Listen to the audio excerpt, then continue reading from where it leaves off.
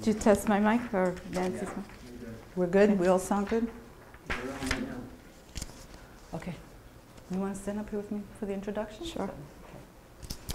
Well, good afternoon, everyone. My name is Nancy Lee, and this is... And I'm Rebecca Rosado. And we're here to present to you from Discovery to Recovery, which is a discussion on lung transplantation. What we're gonna, well, first of all, obviously we're being live streamed, so I needed to let you know that. And then the second thing I want to make sure everybody understands is that this is not medicine by internet or by presentation. This is, Rebecca and I are both lung transplant recipients, and we want to share our experiences with you.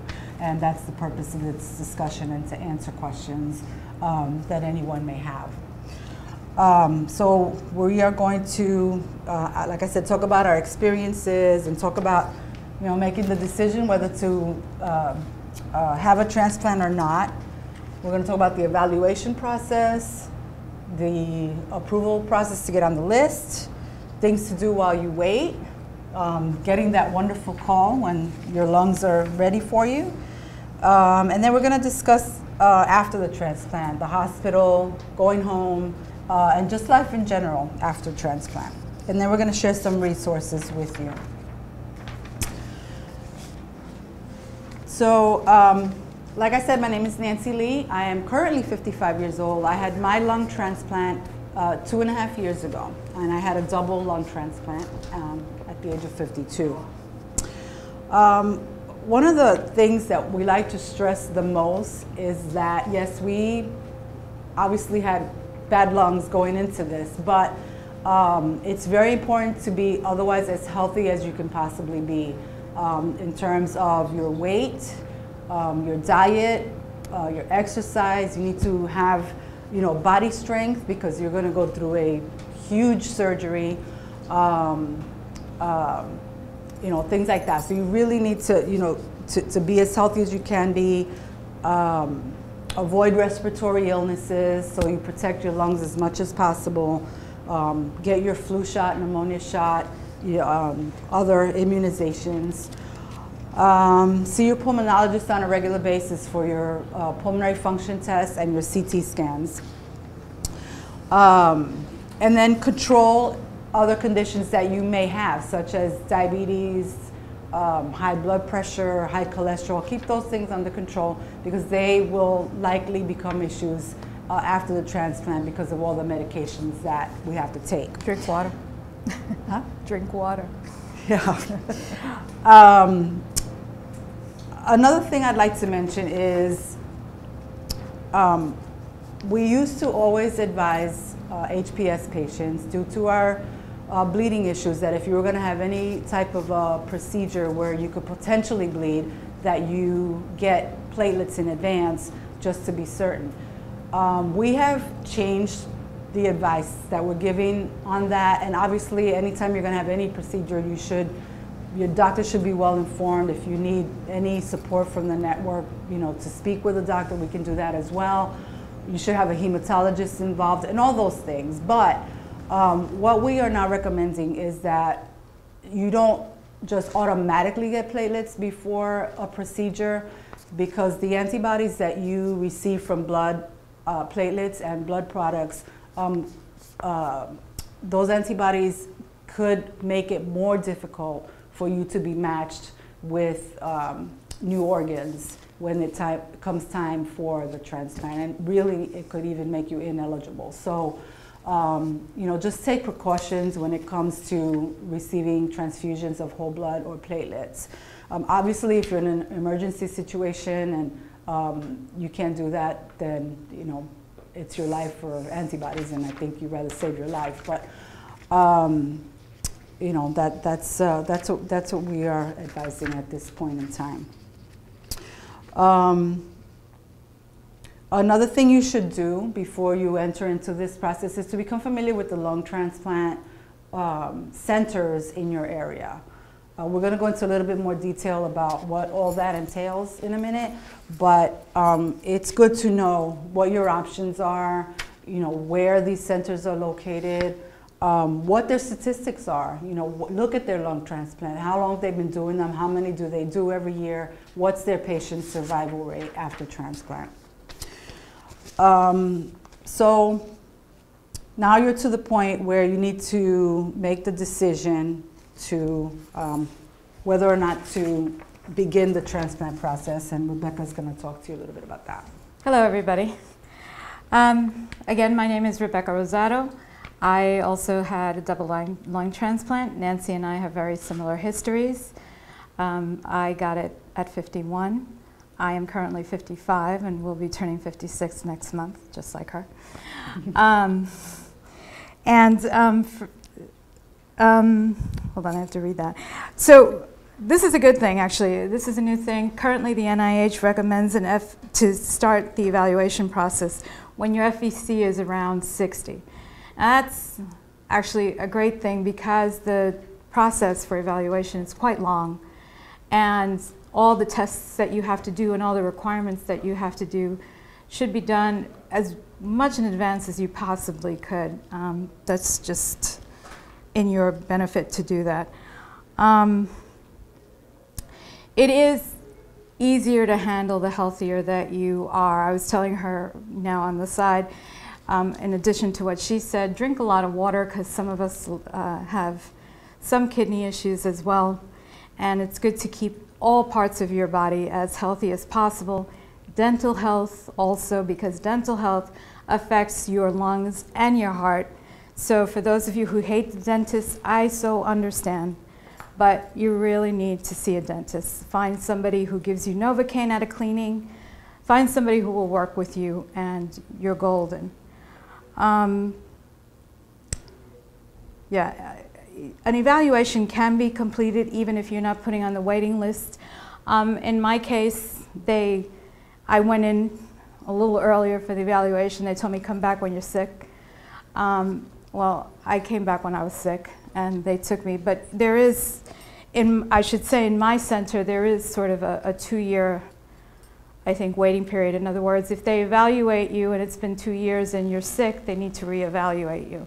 So it's a timing issue. It's kind of precarious. But they usually don't accept you to the evaluation process unless you really need it, because otherwise. Yeah. And I think, you know, that's the other thing is I told you to look into your centers, because different centers do things a little bit differently. My center will evaluate you. You know, I'm sure if your FVC is 100%, they won't. But if you're not sick enough to be listed, they will still evaluate you and then not list you, and then just bring you in every 6 months for a little update. And then, you know, some of the major tests will have to be repeated if the time, you know, if too much time passes. So. Yeah, and it does vary from center to center, so you do have to check that out. The evaluation is a complete evaluation. They evaluate your heart. They do catheterizations inside your heart to see if your heart is healthy enough to withstand the operation. They make you do 6-minute walks even if your FVC is like 5. I'm exaggerating, but obviously even if you feel you cannot blow that blow, they will make you blow that blow. And as hard as it is, they actually do get a reading out of it.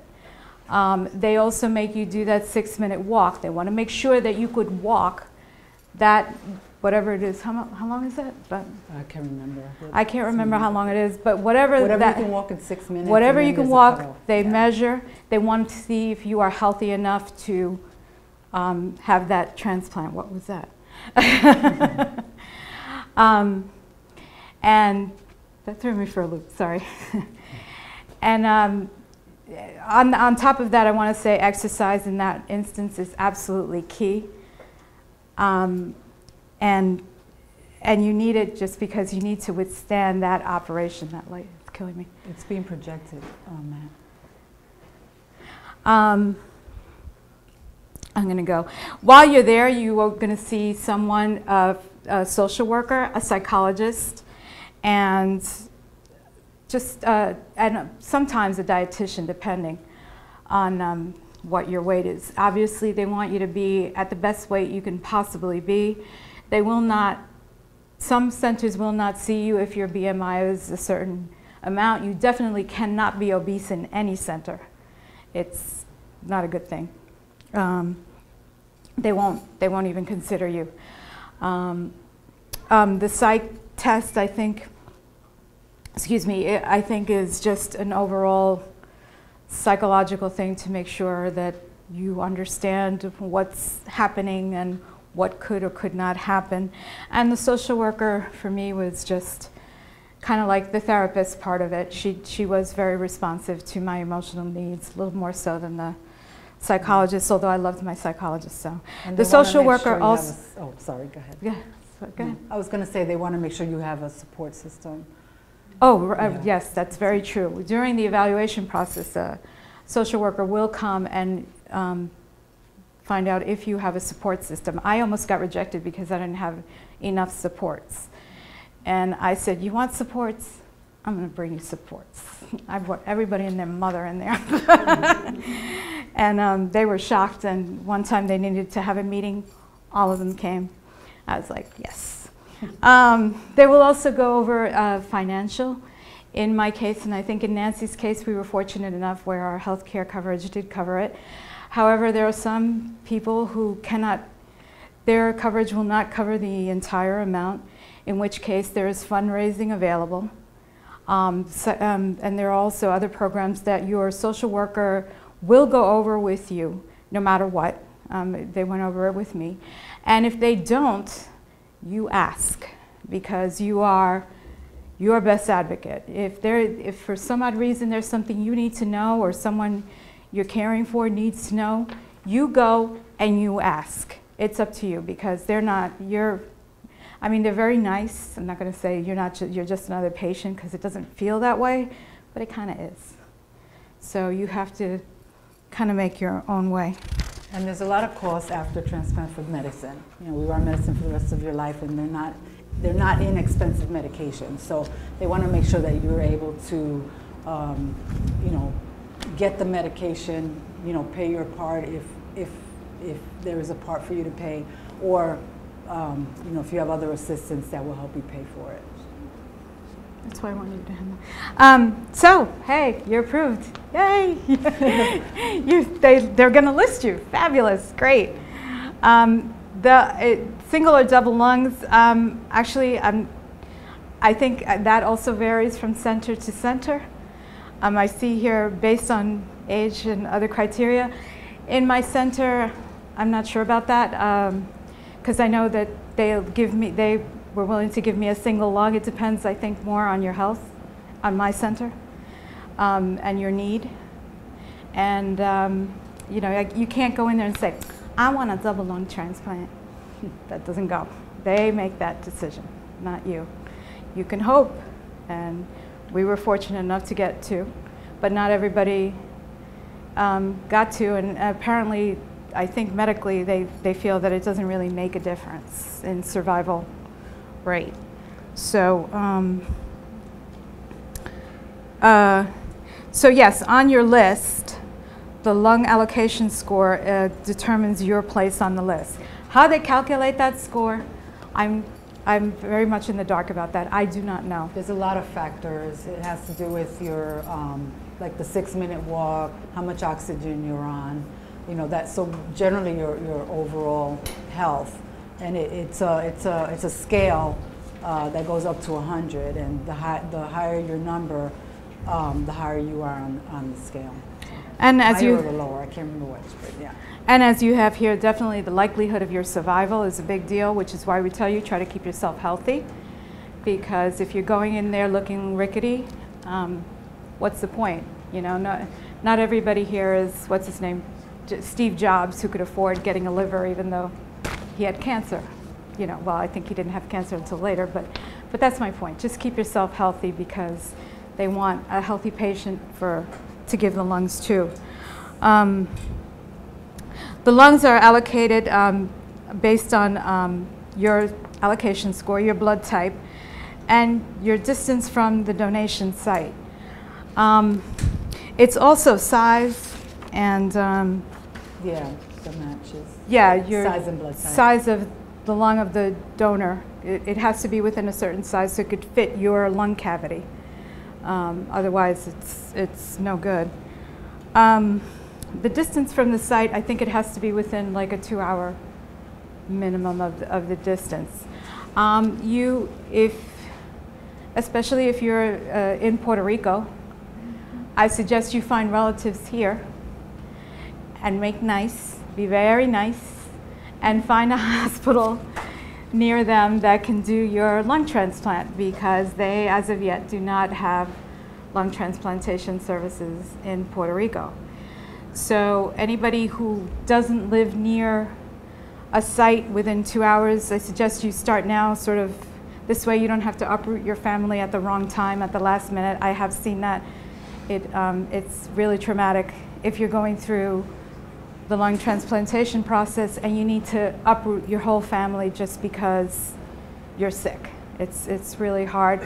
Not that you shouldn't do it, you should do it, but if you can do it at an earlier stage, that's actually great. This is you.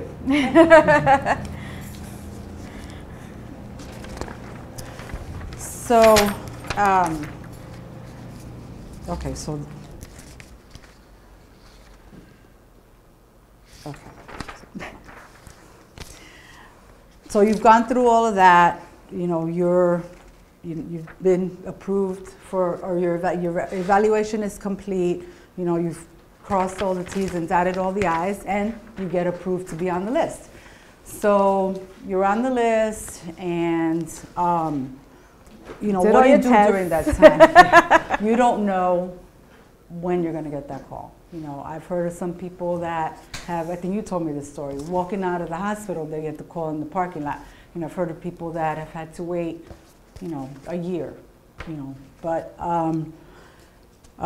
fortunately for me, it was, I was on the list for 3 months before I got my call. So how long were you listed? I think roughly around the same thing, around 2 months, yeah. So there's things you should do while you wait. You should continue to keep yourself as healthy as you possibly can. And it gets harder. I am not going to lie about that. It gets very difficult the sicker you get. You know, it's hard to move. You know, you really just want to maybe sit still, but that's not good for you. So do as much as you can to push yourself to, you know, keep moving and all that good stuff. One way to do that is through pulmonary rehab. That's a really good thing, because you're on a schedule. You have to go, you know, a certain number of days, and you know, for a specific period of time. And it's really just a monitored exercise program. You're going to make sure that you get some cardio in and some strengthening and that kind of thing, so that you can be in the best shape possible before and after your surgery. During that time, you'll remain in close contact with your transplant team at your transplant center. More than likely, you'll be assigned a pre-transplant coordinator, which will be like your go-to person if you have any questions, if you get sick, you know, anything like that. That's the person that you will go to. You can attend support group meetings. There are online and in-person support group meetings for people who are waiting for transplant, or people who have pulmonary fibrosis, or, you know, different groups that would be very helpful for you to attend, to provide the support that you and your family needs during this time.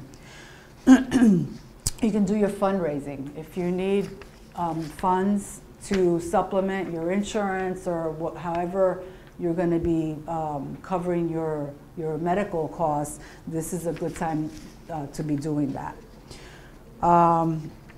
Manage your oxygen use. By then, I'm sure you'll be on oxygen, and you know, your needs will continue to increase as you go, and you know, you'll need to stay on top of that, because it's important to manage your oxygen so that you don't, you know, if you use too little, you can do damage to your heart and your other organs, and you definitely don't want to do that. You'll jeopardize your opportunity to have a transplant.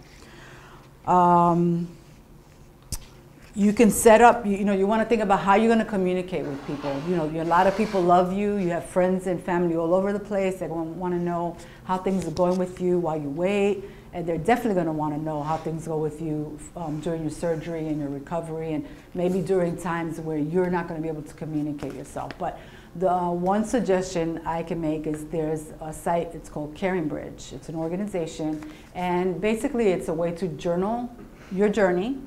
That's one of the benefits of it, as well as to communicate with your friends and family. I really liked doing that because now I can go back and look at my journal, and there's things that you forget.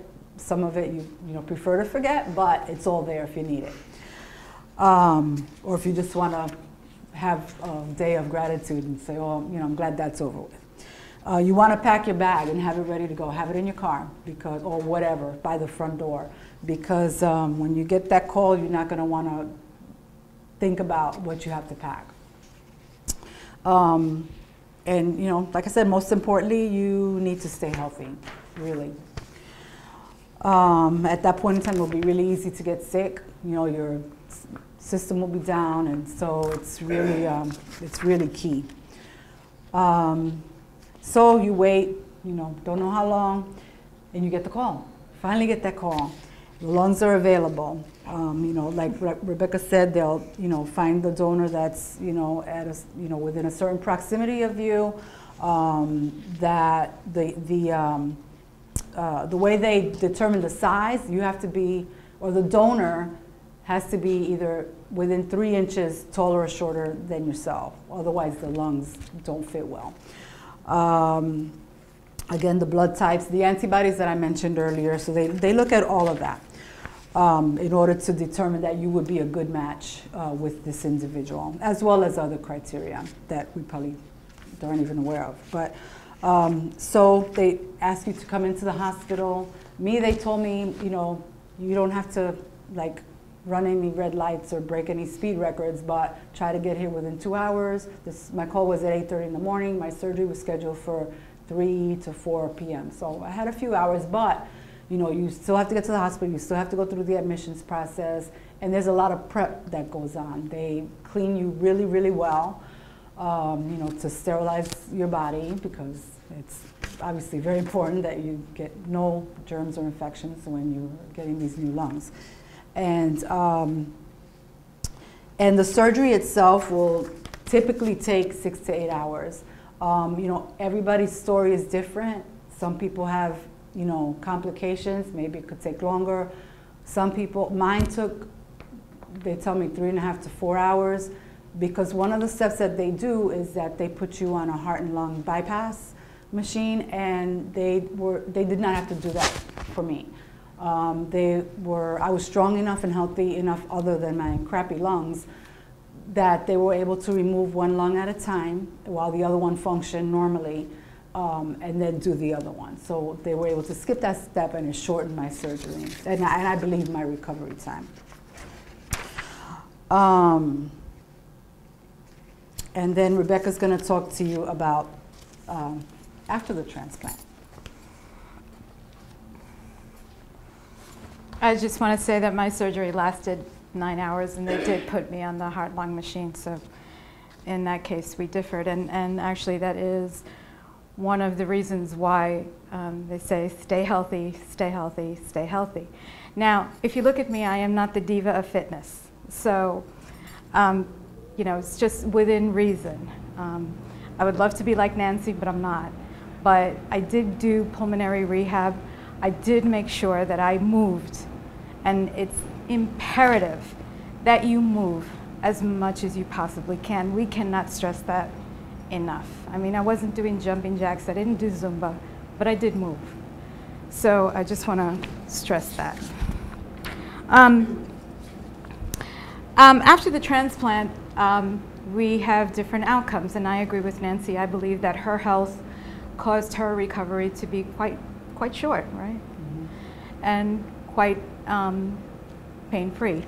I was pretty much on the opposite end of that scale. And I think, well, I know everyone is different, but I think it's good to show the two sides of the coin, because somewhere in the middle is where most people are. I was in ICU for, I think, 2 weeks. Within ICU, because of my family history, I got a blood clot, and I was given heparin, and I had a severe reaction to the heparin, which caused them to amputate one of my fingers. With all that said, I'm still here.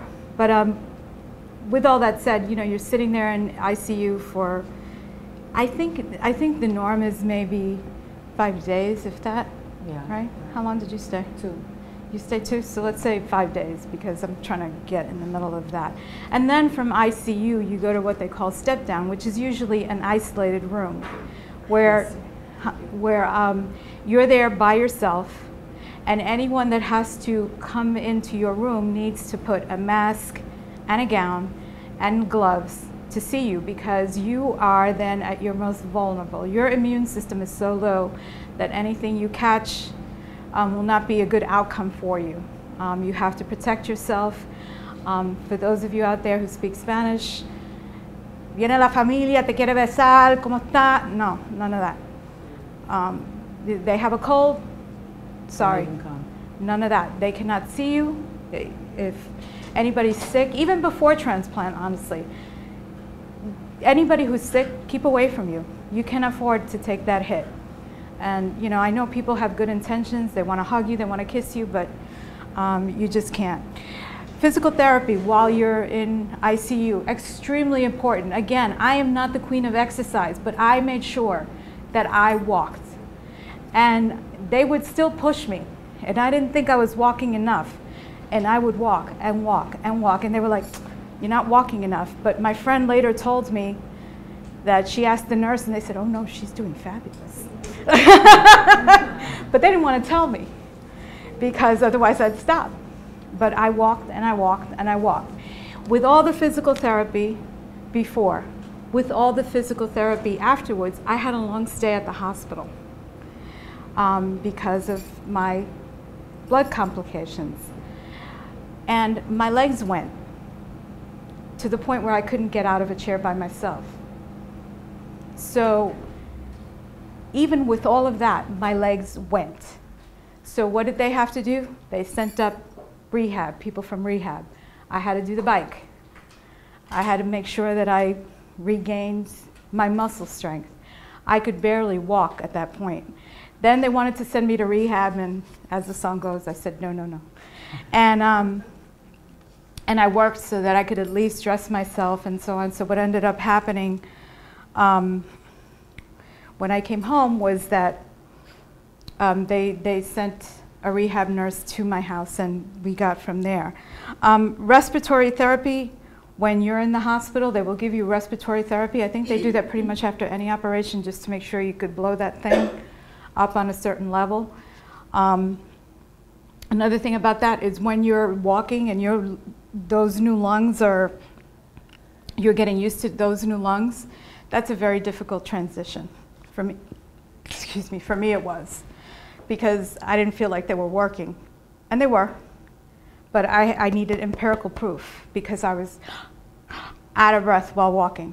But everybody said, "Oh, look at the spirometry, it's fine." But they try to give you rehab. They give you medicines for the inhalers and things like that. I didn't get like true respiratory therapy at that point, because I think my respiratory therapy was more the walking. They come to your room. They go over your medicines with you.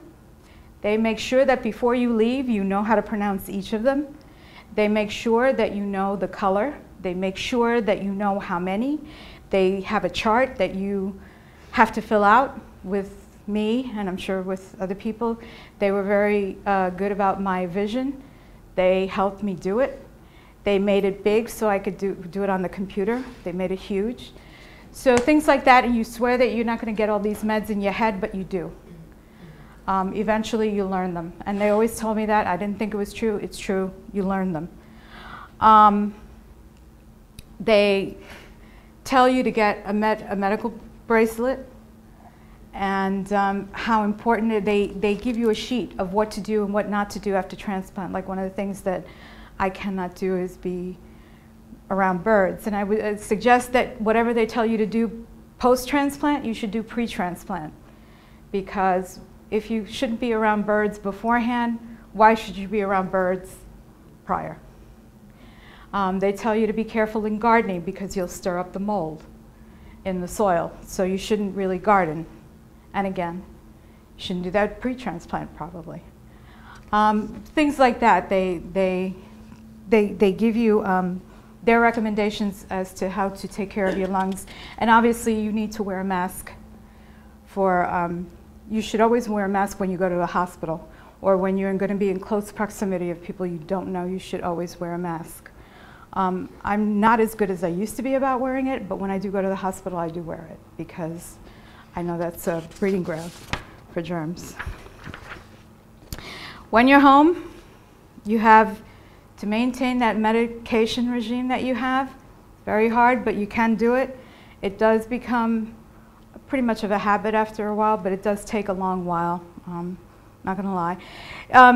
You have to monitor your vital signs pretty much daily for quite some time. I'm not sure if they give you the spirometry. I think I had to buy it. But maybe they give it to you if they're nice. But you should take your daily spirometry to see if it fluctuates in a good or bad way, just to get used to more or less what your range is, and then you can keep track of your fluctuations. Your weight and your blood sugar is a big thing, by the way, because you're going to be on oodles and oodles of prednisone. And that could cause you to be a diabetic. And they were giving me diabetes shots, insulin shots, while I was in ICU and while I was in step down, because the prednisone does bring up your sugar. That's another thing. I had a problem with that. But I don't have that problem anymore, but initially I did have that problem with the diabetes shots.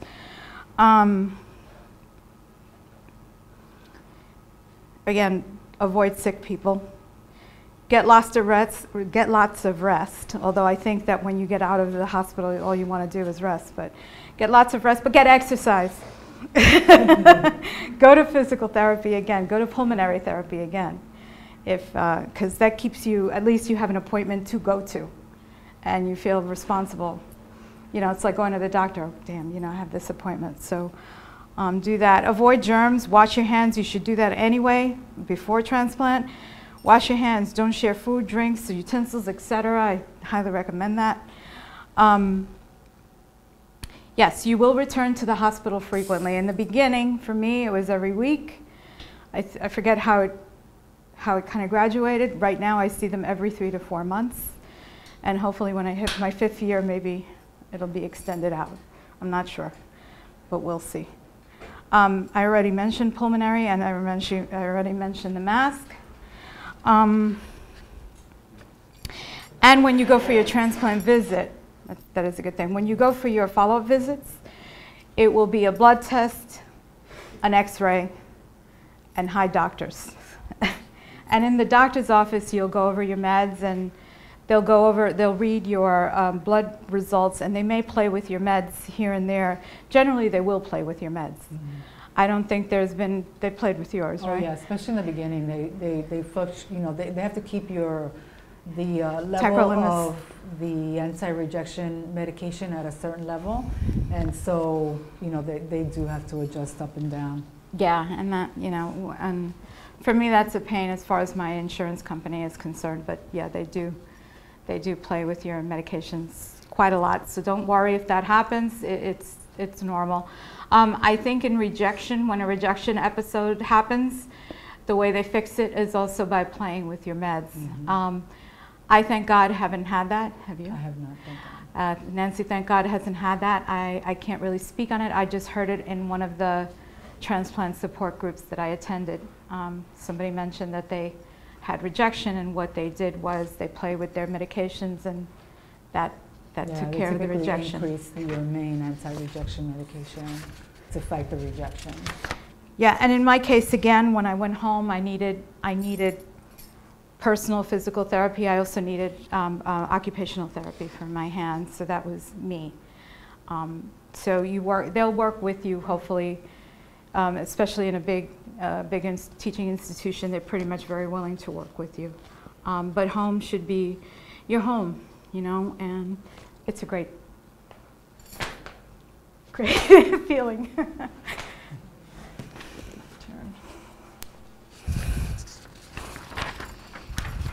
Okay, we're on our last slide, and we will take questions after that. But so basically, you know, let's say you've come home, you've had, you know, a period of recovery. Some people it's shorter, some people it's longer, like Rebecca said. You know, the medications, you're on that for the rest of your life. So I started out, I think when I came home, I was like on 40 pills a day. Yeah, something like that. And now I'm right around 30. So, you know, it's a lot, and it seems and feels overwhelming at first, but like she said, believe it or not, it becomes, you know, routine. And I remember when I first had to put my medications together for the week, it was like so overwhelming. I was so scared that I was going to do something really wrong, and so I was very painstakingly slow. And now it's like, you know, I'm done in like no time. And so, you know, it really does get easier. So,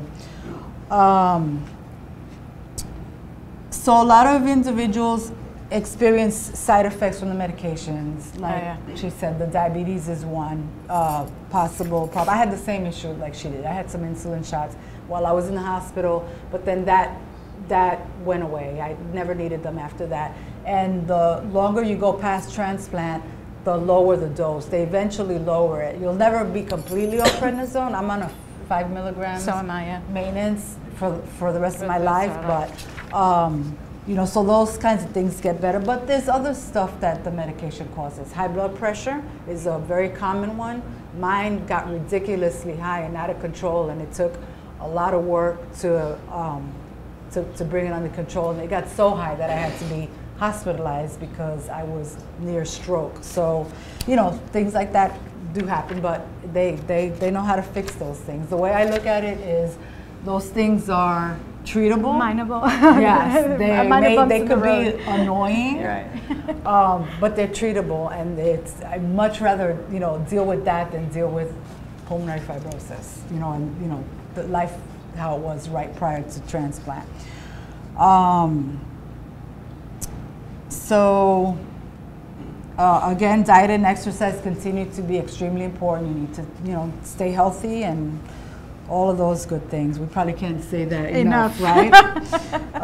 Most people are able to return to work at some point if they choose to do that, and if, you know, they need to and want to. And, I have. She's gone back to work. I've gone back to work. I have my full-time job and then some, so I decided to go back. It took me a while to get settled. I think I maybe should have taken 6 months more, but eventually I got back into the swing. I did not return to work. But I've picked up other crazy things that I do instead. So I am still very busy.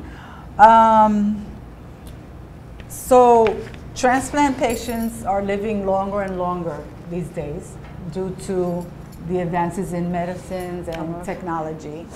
So we're very grateful for that. Lung transplantation is newer than, say, heart and liver. And those have been, you know, they've been doing those quite a bit longer than they have lungs. And lungs are really a lot more delicate than those organs, because the lungs are the only organ that is exposed to the environment. Your other organs are protected within your body.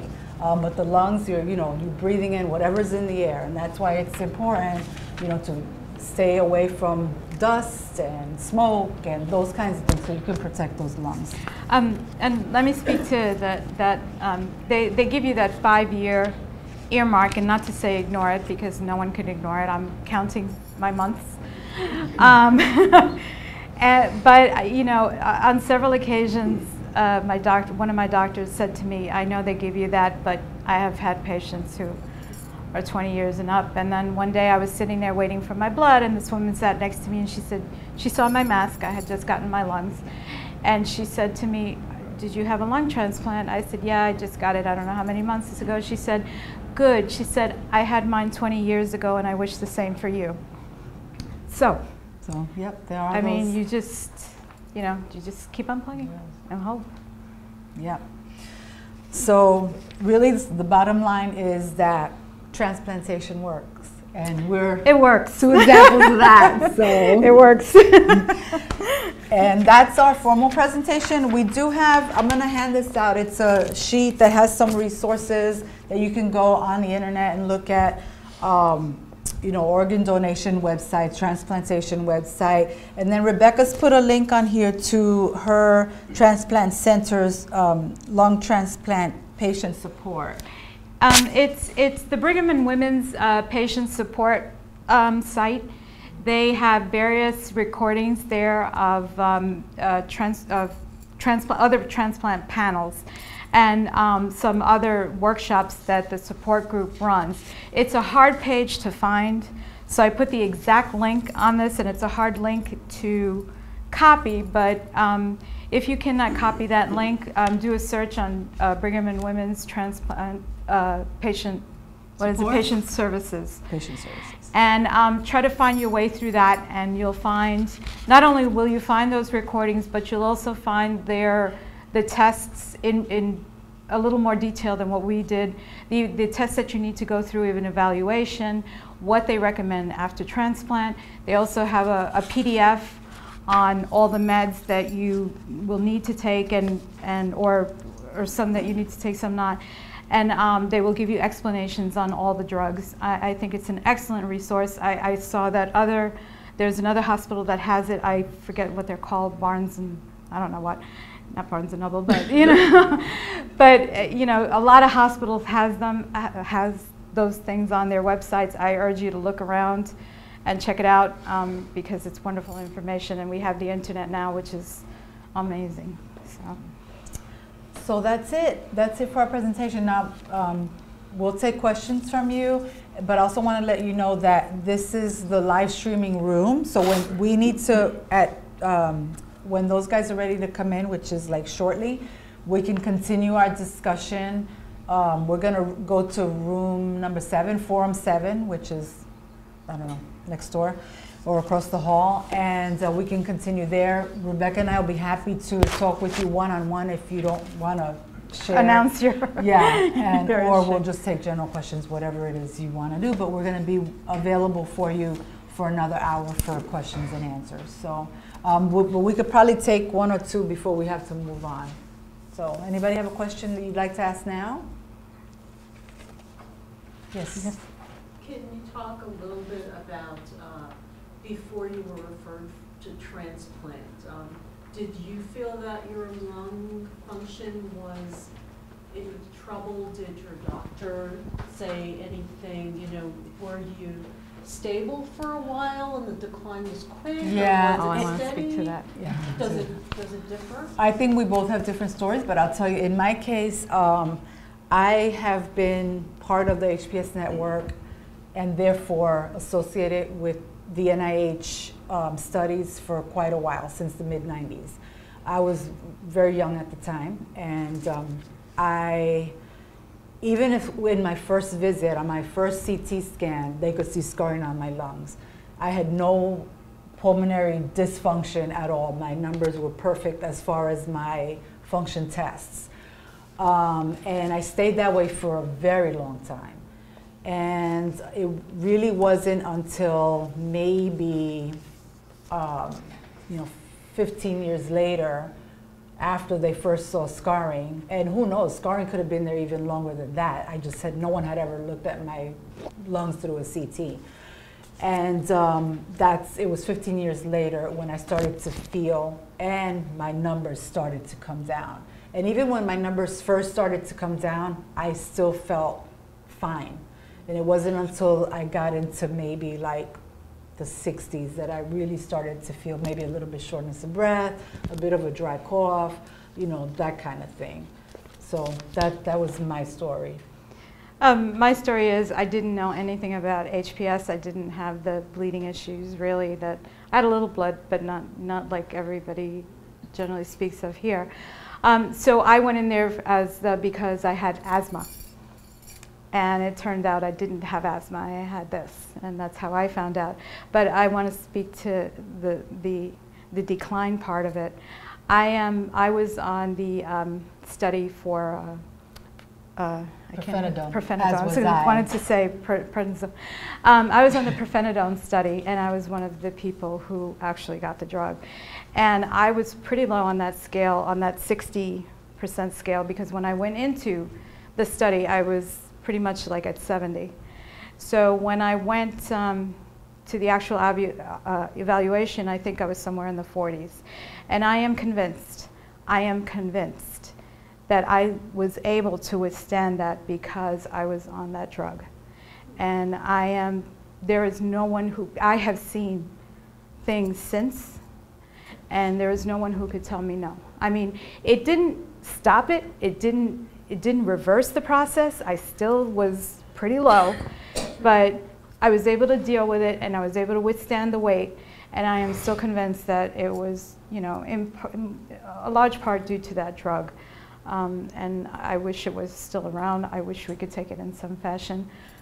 I want to stress how important it is to us, those things. Probably we should give up the room, but we'll be happy to take more of your questions in Forum 7.